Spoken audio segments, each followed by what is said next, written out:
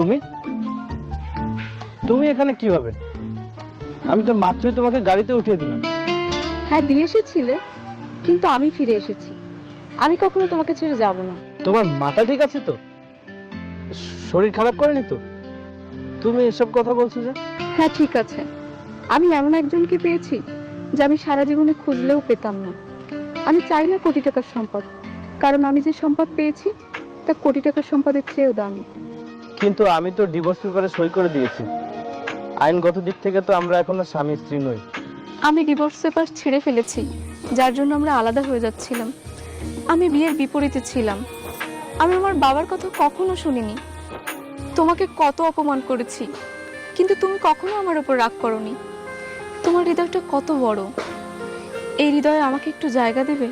শহরের সব থেকে বড় ঘরের মেয়ে এই সামান্য কুড়ে ঘরে থাকবে? মস্ত বড় রাজপ্রাসাদে ফিরে যাবে না? না, যাব না। তুমি আমাকে যেখানে যেভাবে রাখবে আমি সেখানে ঠিক সেভাবেই থাকবো। আচ্ছা বেশ,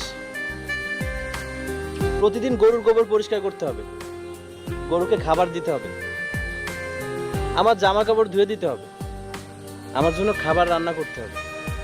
পারবে সব কিছু করতে? আমি ওয়াদা করছি, তুমি যা বলবে আমি তাই করব। তবুও তুমি আমাকে ছেড়ে যেও না। তুমি তো জানো আমি কেমন ছিলাম, তবুও আমার বাবার কথায় তুমি আমাকে বিয়ে করেছো। সবসময় এলোমেলো জীবনযাপন করা মেয়েটাকে তুমি একজন গ্রামের সাধারণ বউ বানিয়ে দিয়েছো। সত্যি কথা বলতে কি, তোমাকে আজ শাড়িতে দেখে আমার হৃদয়টা শান্ত হয়ে গেছে।